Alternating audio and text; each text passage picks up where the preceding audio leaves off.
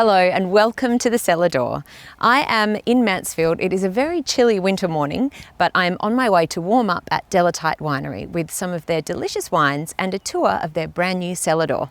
Let's go.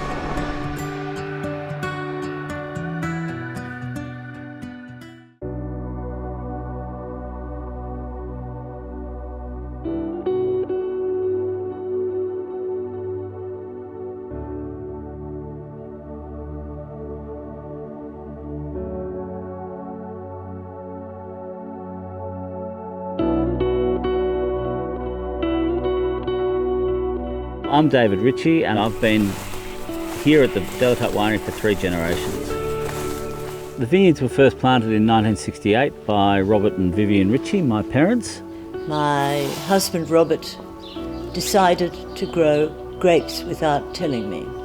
I came to the cattle grid and what did I see but 500 sticks lying outside the fence line. Oh, he said, I forgot to tell you, we're going to have a vineyard. The winery was built in 1982, but I was doing a lot of cattle work and sheep work and also helping out in the winery, helping my sister, Roz, who was the first winemaker. And then Roz left the winery and I basically took over as sole general manager and managing director, and basically I've been a jack of all trades. I've worked selling wine in Melbourne and selling wine to our distributors, and also selling wine to individual retailers and restaurateurs. Also quite big, but nothing like as broad as Alsatian Grise. I'm doing more in the winery and vineyard and export, and I'm also, I suppose at the moment anyway, I'm getting the landscape right round the build and getting our orchard and vegetable garden going. Before I head inside for a tasting, David's giving me a look around their brand new cellar door. This is the entrance walk up from the car park, and it's being planted with baby snowmen, so Eucalyptus pauciflora. Baby snowmen? Yeah, they're called baby snowmen, which is they're sort of dwarf snow gums. Oh, beautiful. And then in time we'll actually also have a lot more native plantings underneath. And then as we walk up, you come to the outer courtyard and inner courtyard. Although not quite complete, there's still a water feature and a creek to go in. This courtyard creates a beautiful entryway to the stunning panorama on the other side. Okay, I'm excited to get through here and see this kind of expanse. Yeah, this is the big reveal when you walk through that door, and there's Mount Buller and the vines and. What a greeting for your. Yeah, I think so. Yeah, it's our eastern view. And so you're looking over one of our dams across to what we call the Buller Blocks, and you're in what we call Vivian's courtyard. Vivian was my mother. Yes. So the matriarch. Yes, an impressive lady. Yeah, well, yes, very. She and Dad actually started the vineyard and then the winery. Mansfield has very high altitude, 1,1600 feet, no soil. As you can see, all the rocks that are coming out for the new building. And that's why Delatite has such unusually special grapes.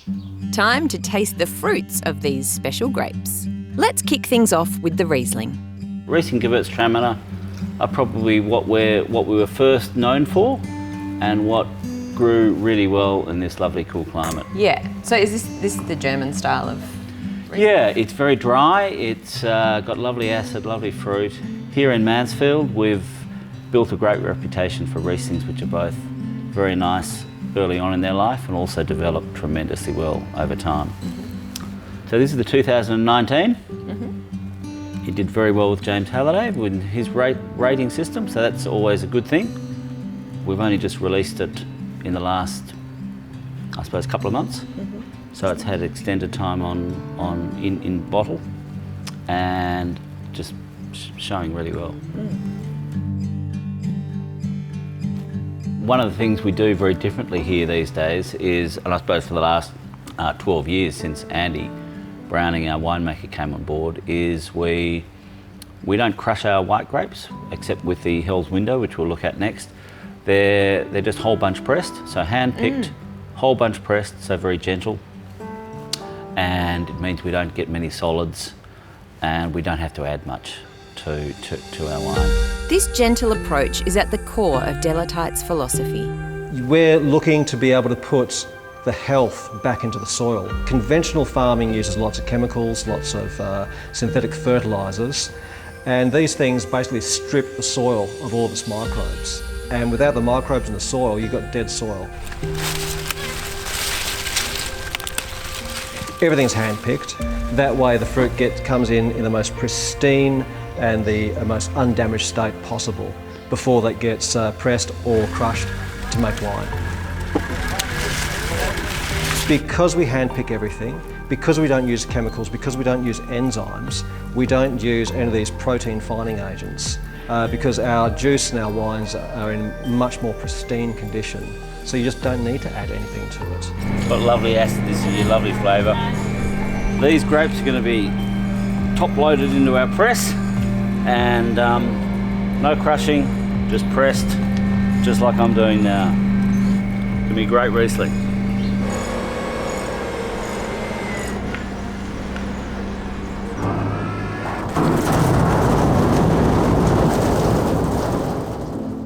My favourite variety, without a doubt, is Riesling. I love the variety. It does so many interesting things, from when it's very young, where it's zesty and lemony and limey and floral, all the way through to when it's aged and it's got those beautiful honey, buttery, toasted characters. It's a fantastic variety.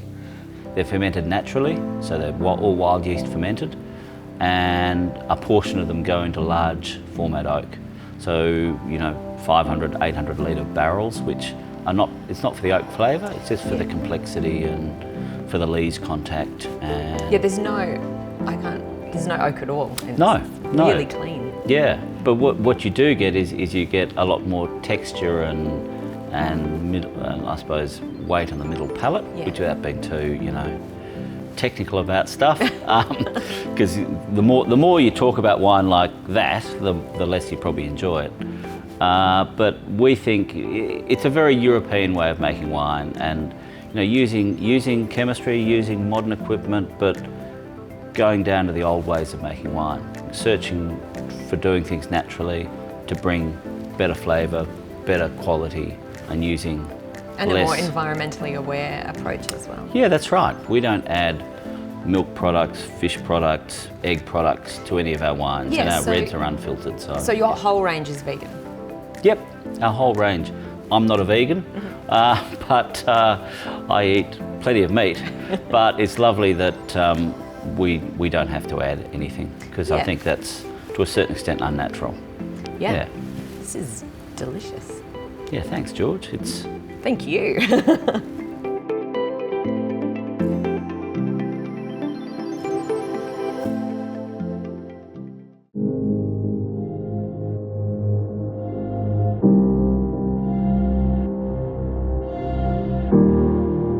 I'm at Delatite, at the foot of Victoria's high country, and I'm lucky enough to be one of the first visitors to their new cellar door. It's quite not Spartan, but a clean kind of build. What this will have in time, it'll be a covered deck, and it'll mirror the inside roof with battens, and it'll have, and where people are sitting, it'll have heaters plus fans for summer and winter. And depending, and we'll be growing vines up along some of these, what do you call them? Well, the uprights. Pillars, and so it will have a trellis running all the way along to provide a bit of shade and protection. Oh, wow. So It just keeps going. If you're sitting in the dining room or sitting on the deck or sitting here, you've got views to the north towards Tolmy and over Tolmy is the King Valley. And you've got farming land and rolling hills. And then to the east, You've got, again, farmland and the mountains, which are covered in clouds at the moment. It's probably snowing. And all the way down to the south, which again is farming land. And you've got vines within it. It's incredible. It's clear this land is special to the Richies, and sustaining its integrity is central to their vineyard practices. In keeping with his philosophy of minimal intervention, David has been running the vineyard according to biodynamic principles since he took over in the mid-2000s.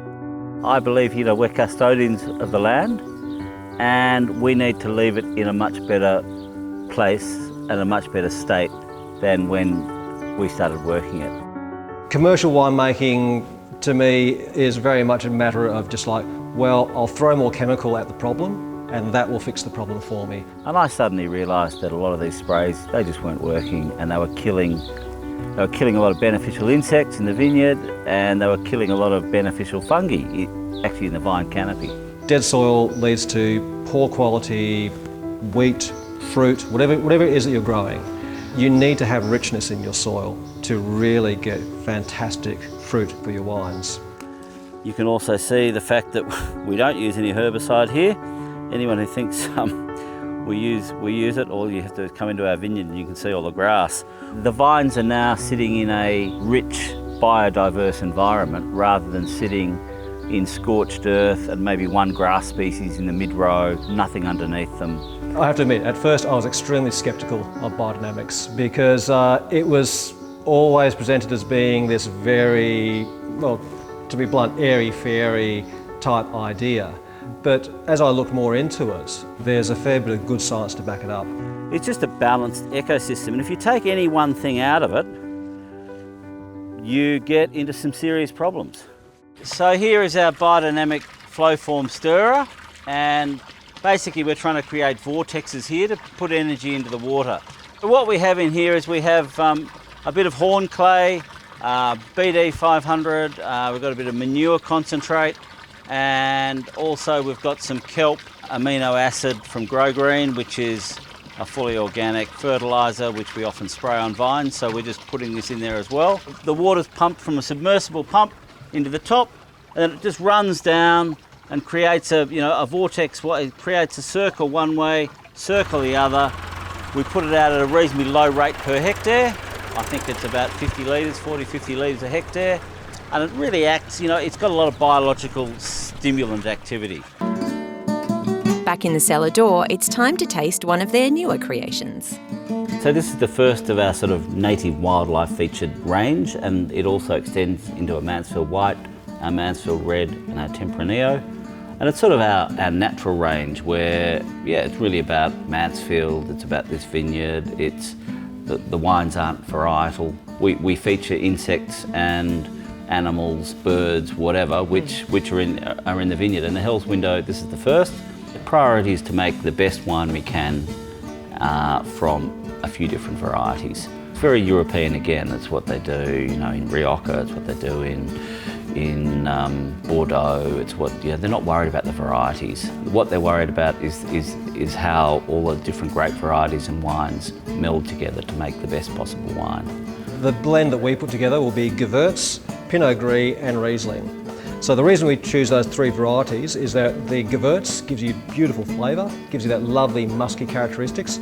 Pinot Gris also gives you fantastic sort of ripe pear type flavours. And the Riesling, more than anything, is chosen for its acidity. This acidity gives the wine structure. As for the colour... Colour comes because we make it like a red wine. So you leave it on the skins? Leave it on skins and it's crushed and then plunged down by hand every day, 2 or 3 times a day. And so you get colour coming from those skins, those purple and pink skins. And then after a while, it's all transferred into big old oak to finish its fermentation. It's got that beautiful Gewürz nose. Yeah, it still does have that Yummy. Lovely Gewürz. And as I said, nothing's done to this, nothing's added to it at any point. It's filtered prior to bottling, and that's it. So natural wine is a wine that really for a winemaker is dead easy to make, because you take the grapes, you put them into a fermenter and you go, I'm done, I'm finished. So with a natural wine, you're not trying to do anything to the wine. You're trying to let the fruit express itself. no filtration. So these wines are always going to be hazy, but they show much more what the location will do for those grapes. And it often surprises people, this sort of wine, because a lot of people are expecting it to be very much like a Riesling or a Gewurz or our white blend. Whereas to me, it's a drink. And natural wines are really drinks. They're more like a Campari or a cocktail than a a really varietal, clean wine. Yeah.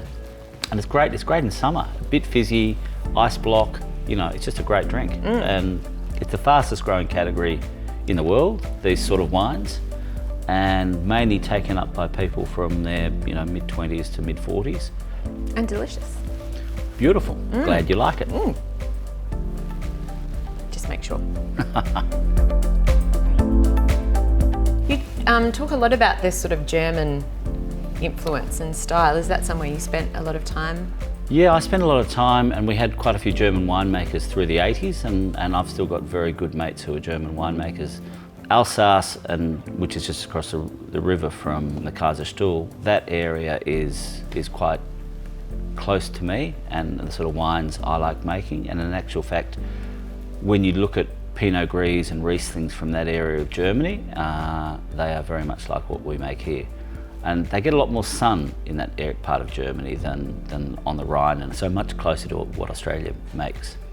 But these days, due to climate change, we're having to adapt and move away from, I suppose, northern European varieties, and we're moving to, I love Rioja and I love Spain, I love Portugal, and I love their wines. So we're even planting Verdeo this year, which is a classic white from Spain, and we've already have Garnacha, which is known as Grenache. We have Tempranillo, Graciano, Touriga Nacional from Portugal. So we're really looking at moving to, anytime we're planting new varieties or extra vineyard, we're putting in Spanish. The changing climate is something David is all too familiar with. It presents an ongoing challenge for vineyards across Australia, especially those in cool climates. And as always, adaptability is the key. Grape growing, especially for wine, is a canary in the agricultural coal mine. Because grapes ripen over such a long period of time, very small differences in temperature have a major effect. Now, back in the 70s, when my parents were first getting grapes from the vineyard, and then in the 80s, we were picking from early to mid-March and finishing in late May. Come forward 40 years, and we are picking early to mid-February to late April. I find it extraordinary that climate change has been so immediate. I mean, 50 years ago, the grapes were up there. Now they're way down there and still planting. We have to try and grow our grapes slightly differently. So we prune a lot later to enable the bud burst to be a bit later, because we're getting more frosts in spring, early spring. And it also pushes the ripening period back by a few days. So that's helping a bit. It's not just in the vineyard that Delatite is responding to climate change. David is holding all the winery's operations accountable. We're trying to do everything we can to make things more sustainable. We've had solar systems on our roofs here. We're going to be putting in a new solar system out in one of the fields, and a battery, which should hopefully just about cover all of our energy needs here in the winery, which would be fantastic. We use a lot less cooling than we used to, which, the huge amount of energy in the wine industry goes through cooling juices, cooling wines. We tend to be a lot more natural. We use natural yeast in the winery. We don't do nearly as much clarification. We don't use nearly as much filtration. We don't use nearly as much refrigeration as we used to. They're also in the process of converting all their vehicles to solar power. This is made in Bendigo, and it retains its charge for a long time. We can basically run this all day, and it only goes through about half its batteries. It cost a little more than the petrol or diesel version, but we did our calculations on fuel use. We'll pay for it. It'll pay for itself within 14 months. It's a no-brainer going electric here. We have one planet, and if we bugger it up, we denude all our resources, there's no longer a planet for all of us, let alone all the plants and animals which we're living alongside. And we just have to become more sustainable in what we eat, how we live, and how we make things.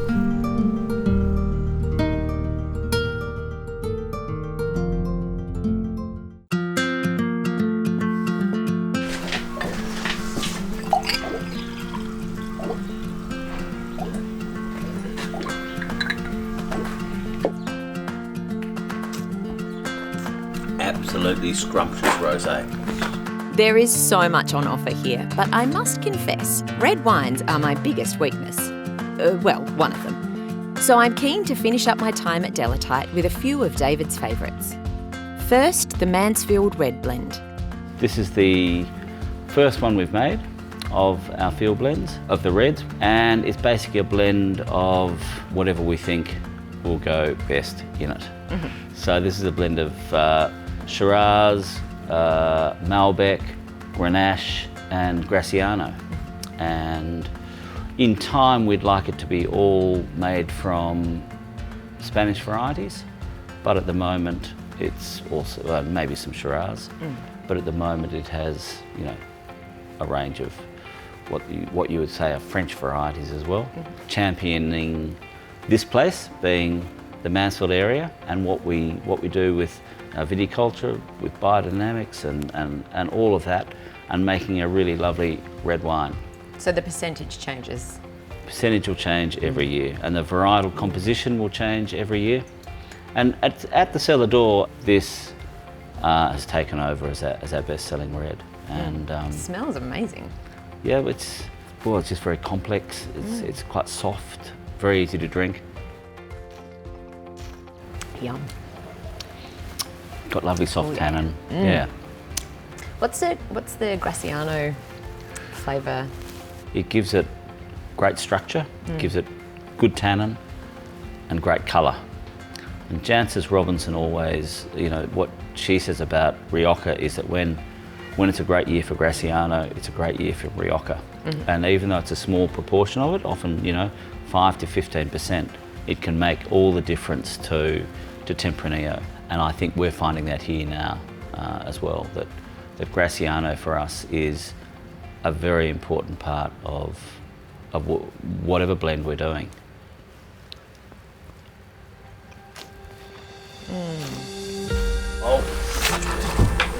Last up, the Reserve Shiraz, which I have no reservations about. So this is the way we plunge all our estate and reserve reds, probably about half our high grounds. The old-fashioned way. Get much better skin colour, extraction than modern ways with pumps and greater fermenters. But fortunately, we're small enough that we can continue to do this.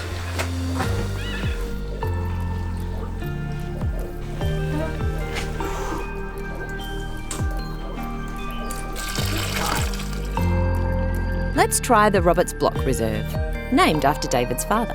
So all our family reserve blocks are available from the dispensers and for both tasting and by the glass. It's quite a treat for people to be able to access your museum stocks. Yeah, well, for us it just made sense because otherwise we can't show people our museum wines or our reserve stock. Now they're available, they only last a few days. So we'll only ever have 6 reserve block wines, and they're made from discrete parcels of the vineyard, parts of the vineyard. We only make up to 150 dozen of this wine. It's often only 100 dozen.